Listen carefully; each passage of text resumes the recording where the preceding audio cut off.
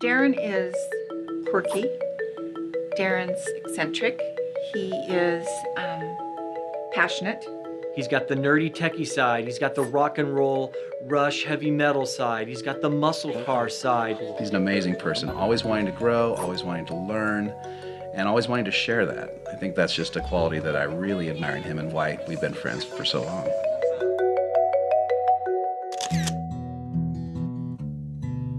I grew up in a little town about 2.5 hours south of Salt Lake in Richfield. I've got a younger brother, Larry, that's about 3 years younger than I, so he and I pretty much grew up together, and we had a fun time. We actually had a go-kart that we really enjoyed, riding around the neighborhood. We pretty much funded everything by selling night crawlers.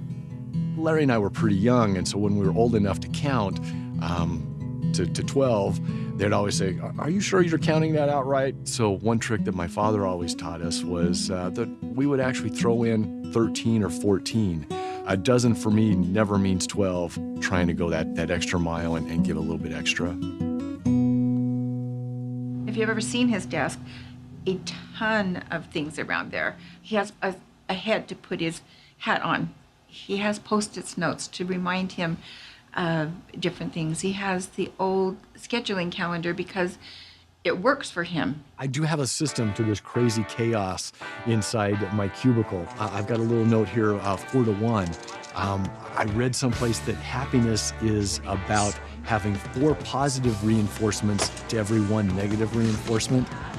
I use a lot of the smaller Post-its on if I've read something new, that I'm working on a specific skill set, like understanding people's feelings or acknowledging feelings or trying to be a better listener. And what I found by having that kind of attitude and work ethic is that the good things happen. The most important lesson I've learned from Darrin is the importance of building great relationships. No one does that better than him, in my opinion. He cares about his clients. They're his family. They're who he's looking out for and wants to work with. I try to write down when they maybe have their wedding anniversary or a birth date. And I know it's not much. I don't have a lot of time in my busy day, but I try to fire off a nice little email, and hopefully they know that I care about them more than just what they bring to me in a financial sense.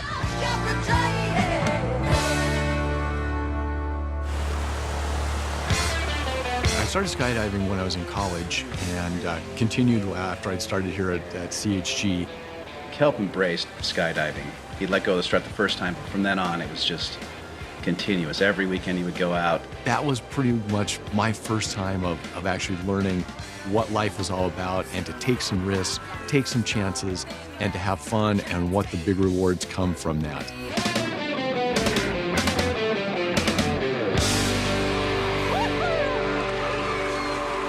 One day I went out, was just doing a routine skydive with some friends and ended up landing a little bit hard. I took out both ankles and took out a femur. And I'd learned in school that if you were in an accident that was bad enough to break a femur, the mortality rate was about 50%. So I didn't know whether I was going to bleed to death right there on the scene or if that was really going to be it. So 2 weeks in the hospital, 2 different major surgeries. I was in a wheelchair for probably another 3 months. Out of work and away from CHG for about a month and a half. And the management here at CHG, they each took a part of my business and did it for me and made sure that I got paid on the commissions that they did for me. At the time, we didn't have putting people first as a mantra. This is just the way people are that work for CHG. I couldn't believe that people would actually do that sort of thing for someone who really needed it at the time.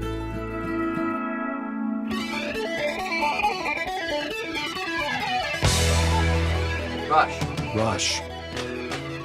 Wow. What I like about Rush is that they take their craft seriously, but they don't take themselves too seriously. So that's what I try to bring here to CompHealth. If I wanted to emulate Rush, I would want to make sure that I do the job the best that I can, then try to have some fun. Darrin's had a really profound mark on the culture and the performance expectations at CHG. He is so consistent year after year. does qualify for President's Club every year, he really does care. When I'm doing writing, company-wide communications, I usually pick a handful of people to imagine how they would read this and receive it. And Darrin is always the first among those people that I tailor my writing for. His ability to accept people really for the good and the bad is a quality that I really admire, that I've adopted in my life, and I really owe him a debt of gratitude for that. I just celebrated my 20-year anniversary here at CHG. What I found that in the long run, if you stick with CHG, things have turned out pretty damn well. It's not people saying the right things, it's people doing the right things. And that for me in the long run, as I look back over 20 years, has really been a really rewarding part of it.